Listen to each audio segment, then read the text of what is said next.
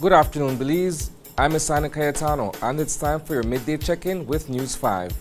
We've got the top stories to keep you informed. Here's a quick look at what's happening around the country. PUP draws massive crowd in Belize City for delegates convention. Elections and Boundaries Commission says there's no hanky-panky happening in Cayo North. And PM Briceño says last-minute redistricting claim should have been brought sooner. These stories and more are coming up in just 1 minute. Every night, I bring you the stories that matter, delivering the facts with professionalism and heart. As an anchor, my goal is to keep you informed, connected, and engaged with the world around us. But the news isn't just about the headlines. I'm Sabrina Daly, and each week we look on the bright side with stories that inspire, uplift, and celebrate the strength of our community. Join me every night as we uncover stories that inform, inspire, and connect us. I am News 5.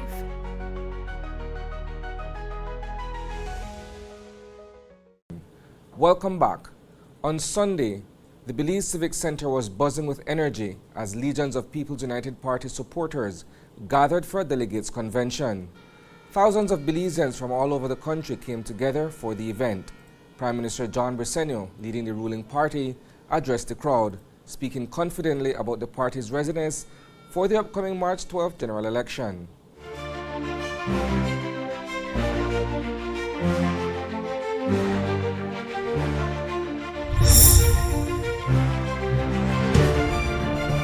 Well, there's always room for improvement, but I think that we're prepared. We have a very good team. We have a solid plan Belize 2.0, and we're putting the machinery in place. Today, you could see, is a manifestation of the support of the party. Unfortunately, we could not bring everybody that wants to come out, but we wanted to ensure that we can show that the party is united, that the party is energized, and the party is ready to be able to serve the people of this country for another 5 years. There is no electoral fraud taking place in Cayo North. That's what the Elections and Boundaries Commission has reaffirmed in light of a claim brought by UDP Standard Bearer Omar Figueroa. On Friday, the EBC reassured everyone that their voter registration processes are completely in line with the Representation of the People Act. It also highlighted that any issues about voter residency in the division are being dealt with through the right legal channels. The Commission knows about an appeal challenging the decision made by revising officer Cara Walters on November 13, 2024. Her decision was about whether certain names should be on the electoral lists for the Cayo North Electoral Division. Now, this issue is in the courts for a final decision. Justice Tawanda Hondura still hasn't decided on a case brought to the High Court by several claimants, including Jeremy Enriquez. The case is about the long overdue redistricting exercise that the PUP promised to complete before the upcoming general election. When asked about it on Sunday, the Prime Minister had an interesting perspective on the last-minute filing. I don't think it's a matter of controversy. If these people knew that that's what they wanted to do, they could have done it a long time ago. I think they started to do this, I believe, just trying to get attention when they're starting to hear that we are going to call elections. It has been no secret. I've said it, I've been under a lot of pressure from last year to call the elections. And I've been saying, no, we're not going to have elections until 2025. And last year in December, I met with my closest advisors, and we felt that March is a good month. Usually, it's dry, it's cool, and people are working. So we felt that would be a good time to call the elections. And so that's what we did. Now, when these people come at the last moment to try to stop this election, I think it's unfortunate. But we have followed the law. And as Prime Minister, I have the right to call an election whenever I believe that it is the right time. I believe it is the right time. I have committed before that one of the priorities of the new government and the PUP government, when you get in, is to ensure that we could have the redistricting done successfully. Unfortunately, it was not done successfully, and it was being rejected by everybody, by all sides. So we need to make sure that we can do something that can meet the tests in the courts. Because if we had proceeded with what was presented, it was going to be challenging court.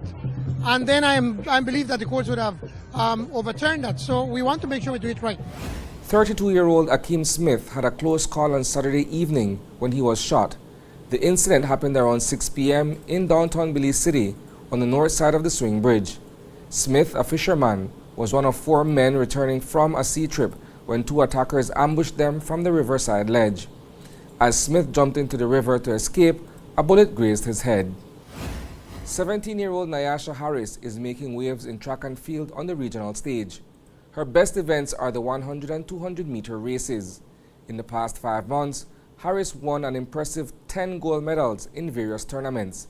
She's being celebrated as the future star of the nation's track and field. Before tonight's feature on the rising athlete, she shares her achievements with us. It started from my parents. I got it from in the genes. My mom used to do track. She as well went to Guatemala and I think won silver. My aunts did track and field as well.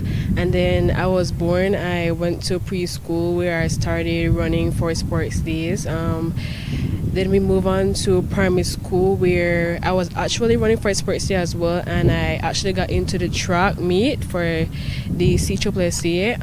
After that, I went to high school where I did track as well. I did CCCA for third and fourth because first and second form we had COVID, so we didn't have any meets then. I as well, for the meets in third and fourth form, I won a lot of gold medals, and I was really more interested in track that time. Later in the year, I went to Guatemala and I won a gold medal for the 4x100 meter relays. I went to Venezuela. I didn't place, but it was just an experience on how the other higher competitions would be. In 2024 last year, I went to October where I ran and I won medals for the 100, becoming the first female making history. I won silver for the 200 and bronze for the 4x100 meter relay. That's a wrap for the news at noon. But don't worry, there's plenty more coming your way at 6 p.m. We'll dive deeper into these stories and more. In the meantime, visit channel5belize.com and follow us on Facebook for a real-time update. And don't miss Open Your Eyes tomorrow morning for fresh takes on today's headlines. Thanks for tuning in, Belize. Stay informed, stay inspired, and have a fantastic afternoon.